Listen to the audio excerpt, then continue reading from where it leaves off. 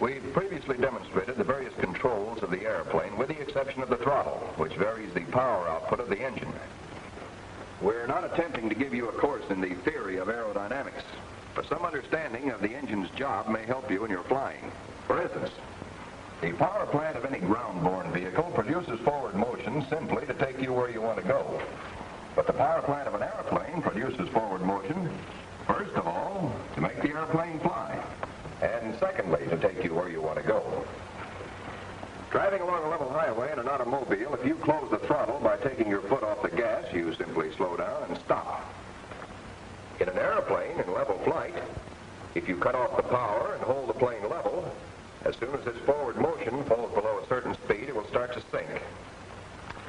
An automobile going uphill is traveling in the direction its nose is pointing, but an airplane may have its nose pointed up in a climbing attitude and still be flying a perfectly level course, not climbing at all. In fact, the airplane may be in this attitude and actually be going down. Or it may be flying in perfectly level attitude and yet be steadily going up, gaining altitude. Previously, we stated that when the wing of an airplane is tilted up, it wants to go up. When it's tilted down, it wants to go down. That's true. It does want to do these things. But its ability to do them depends upon the power of the engine. Without power, no airplane can stay in the air very long. The pull of gravity makes it want to come down, and once it is down, makes it want to stay on the ground. Then there is drag, which tries to hold the airplane back. You can observe the effects of drag when you pull your hand through water. The faster you try to move your hand, the more the water tries to hold it back. Likewise, the air is constantly trying to hold the airplane back. To counteract the forces of gravity and drag, we have the power of the engine to pull the airplane through the air. This force is also referred to as thrust. As the power of the engine creates enough pull to overcome drag, the plane moves forward, and the air passing over and under the wings creates lift, making them want to go up. The greater the forward speed, the greater the tendency of the wings to rise. So, whenever a plane has enough forward speed to create enough lift to overcome gravity, the plane will take off and fly. Whenever the force of lift is greater than the force of gravity, that starts the plane on an upward course, gaining altitude. Whenever the force of lift is less than the force of gravity, that starts the plane on a downward course, losing altitude.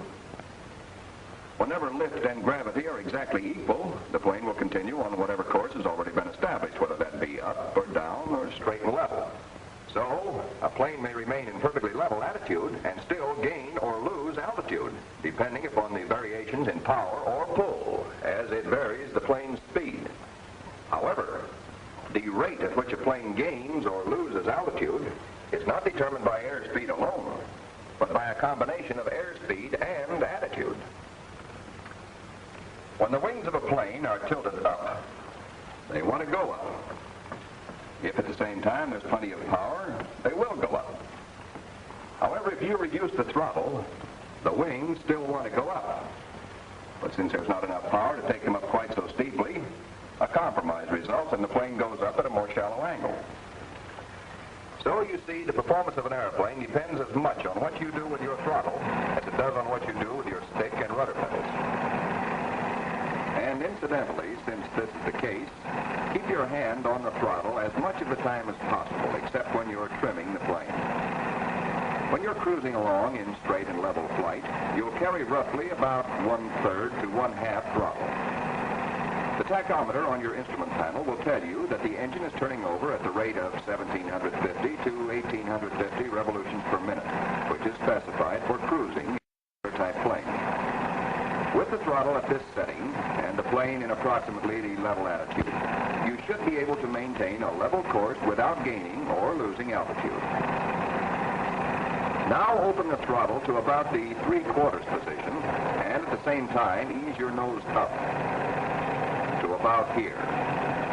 This is the climbing attitude for this particular plane. In this attitude, the plane will travel upward at about this angle. Let's say that in this correct or most efficient climbing attitude, the plane would gain this much altitude in 10 seconds time. If you pull the nose up any higher, say to about here, you'd decrease your airspeed, and although you might be climbing at a slightly steeper angle, you'd gain altitude more slowly. In 10 seconds, you'd be about here instead of here. If you drop the nose below the correct climbing attitude, say to about here, you would travel upward at this angle. Again, you would gain altitude more slowly. So the correct climbing attitude is that attitude in which you will gain altitude the fastest at the established climbing throttle setting.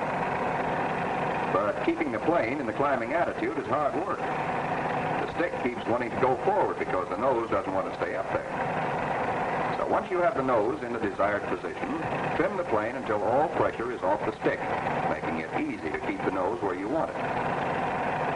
Now take a good look at the position of the nose in relation to the horizon. And notice the distance of the top wing and the broomsticks or spreaders above the horizon. Another cue to the correct climbing attitude is the sound of the engine. It's working harder than it did in level flight, but it still sounds all right.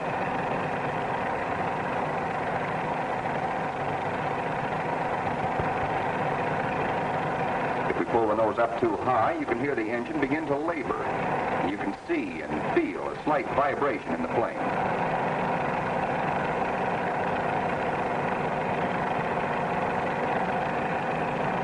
If we let the nose sink below the correct climbing attitude, the engine will speed up. It takes a little time to speed up or slow down as the attitude changes.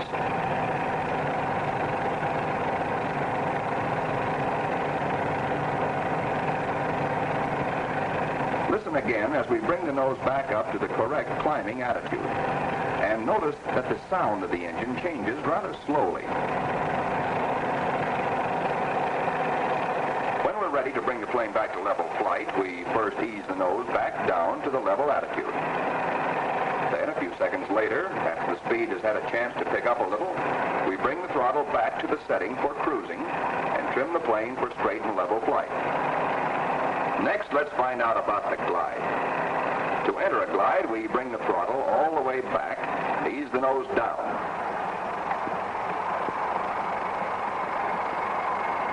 To about this attitude, trimming the plane for the glide as soon as we have the nose where we want it.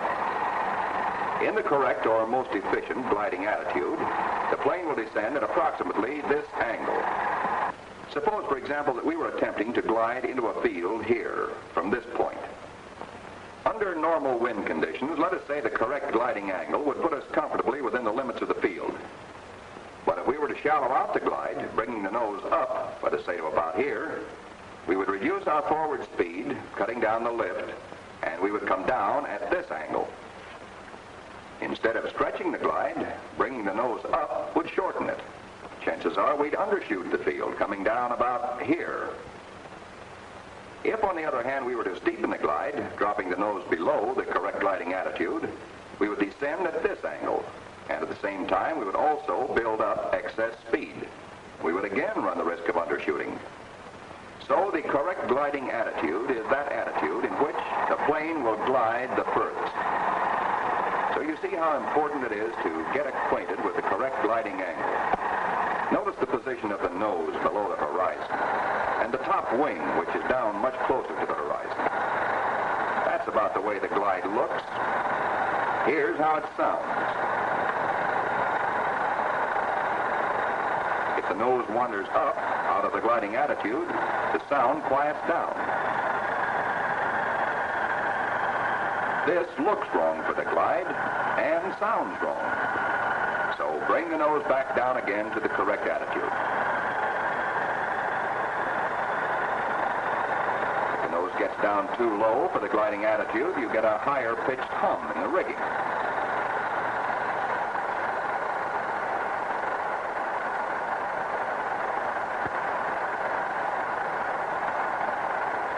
Thus, you will soon begin to get the feel of the glide.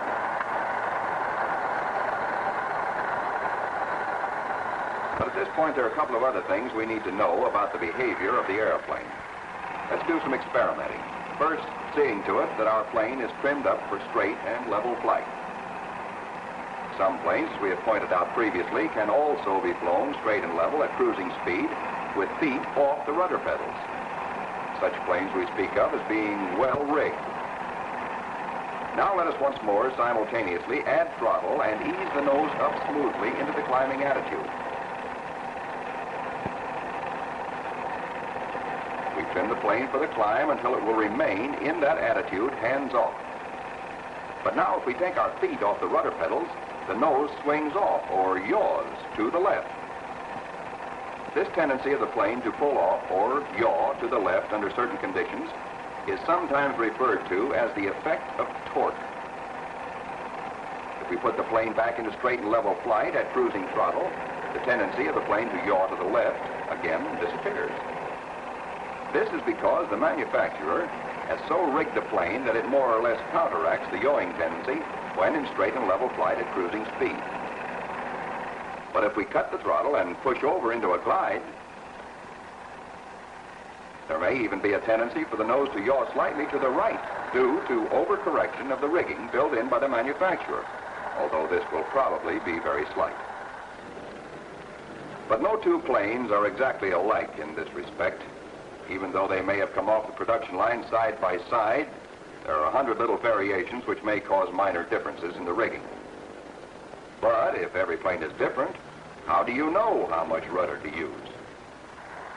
You use whatever rudder is required to keep the nose from swinging off the course you want to fly. Pick a couple of points on the horizon and keep the plane right on that heading, being careful to keep your wings level. If the nose starts to pull over to the left, ease on a little right rudder pressure, just enough to bring the plane back on heading and keep it there. If it swings off to the right, you've overcorrected. So ease off a little at that right rudder pressure, just enough to allow the plane to come back to the exact heading you want. But don't stare at the nose. Don't put on the blinders. Glance at the ground from time to time so you'll always know where you are. Keep the eyes busy. Use that roving gaze. Strangely enough, it's easier to keep the nose right on heading if you don't concentrate on it too hard. And whatever you do, keep your wings level, except when you're in a turn. If you fly with one wing low, you're doing one of two things. You're either turning, your nose is pulling away from your heading, or you're slipping. You're not in balanced flight, so always be conscious of the attitude of your wings. Now, the next fundamental maneuver in the syllabus is the gliding turn. Starting from the gliding attitude, you simultaneously apply aileron and rudder. Then, once the turn is started, hold the degree of bank you've established using opposite aileron if necessary, and relax whatever rudder pressure you added to start the turn. When you're ready to recover, apply opposite aileron and rudder in such a way that the nose stops moving at the same instant the wings reach the level attitude. Let's try another one.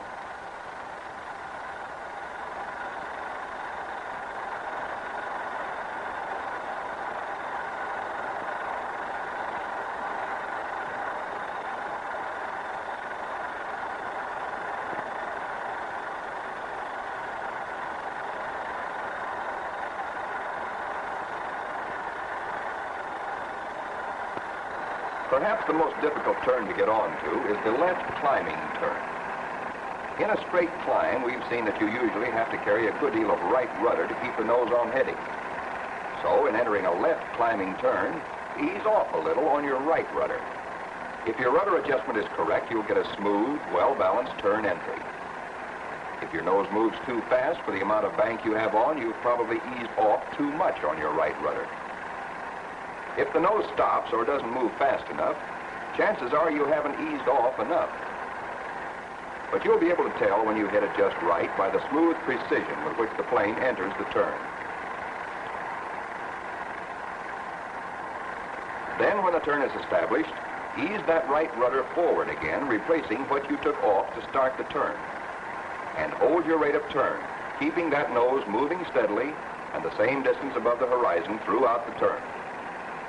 When you're ready to come out of the turn, you'll have to add even more right rudder than you've been carrying.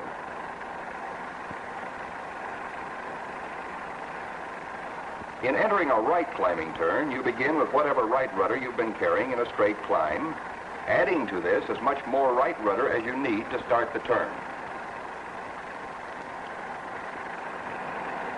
As soon as the turn is established, ease off that added right rudder at the same time you neutralize the ailerons.